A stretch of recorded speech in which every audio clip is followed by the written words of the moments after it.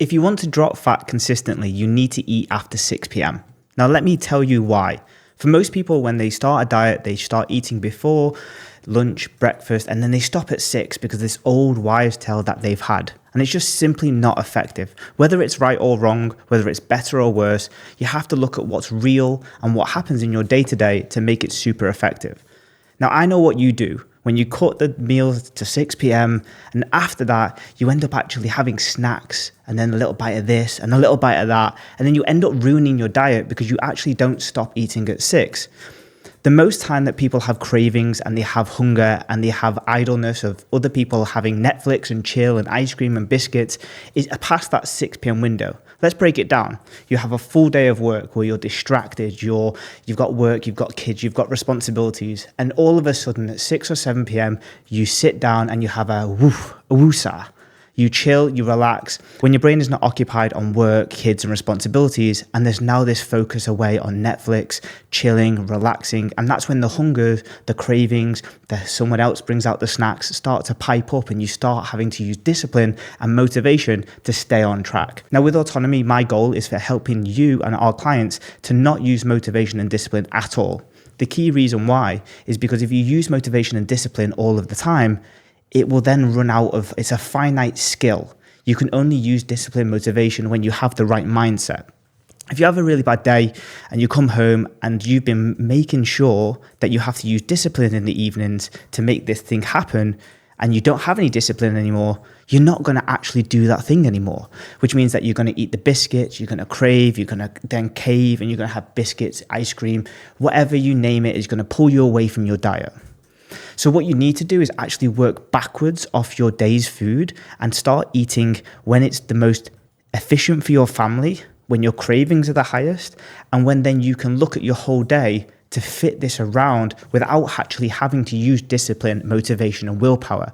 The people that stay on diets the longest, the people that stay in shape the longest, don't use discipline, willpower, and motivation.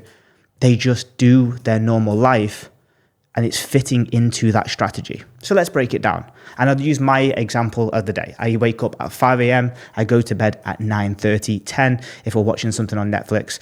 At 10, I'm going to be hungry around 8 or 9. I'm working backwards instead of working forwards on my meal structure. So the last thing that you want to do is about an hour before bed, when you're sitting on the sofa, in my scenario with the dogs, with the missus, watching Netflix, I want to eat something when everyone else is eating something or when I'm a little bit more hungry. So I'll have a meal at 8 or 9 p.m. I'll then work backwards on my next meal, which is going to be 5 or 6. That's the usual family meal where you're cooking for the family, the kids, everyone else, having that meal together. Then you want to work backwards off that. And then depending on preferences, because you've got to remember that between 9 and 6 or 8 and 5, or for some people 8 and 8, you're going to be occupied by work. You're going to have half of your brain not thinking about cravings, biscuits. You're going to be thinking about work, responsibilities, time management. How do I do this? When do I do it? So you have less desire during the daytime, which means we can afford less food during the time when you're less idle.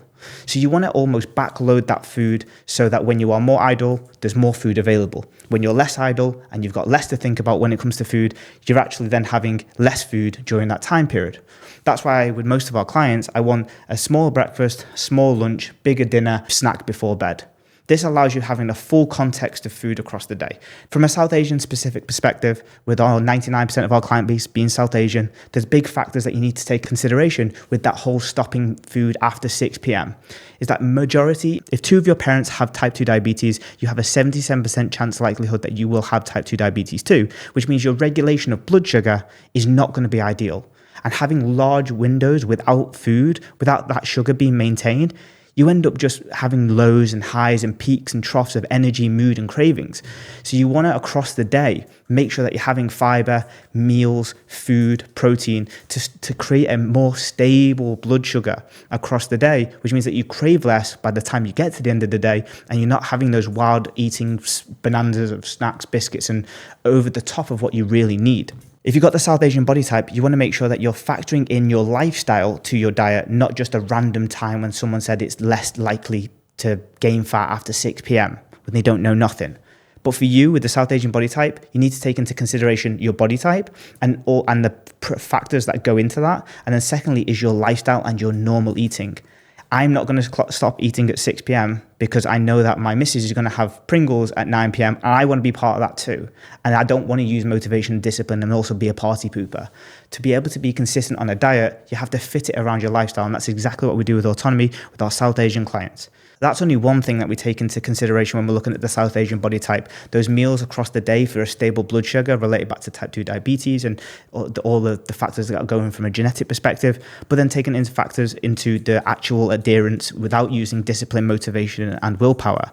If you want to know the exact way that we help South Asians get in amazing shape and stay in shape forever with the South Asian body type and specific custom plans that are designed for their South Asian genetics, then all you have to do is type the word guide below and we'll send you over the exact guide that we utilize, the do's and the don'ts with the South Asian body type compared to other people's genetics and what to do from a community perspective and lifestyle and cultural dynamics.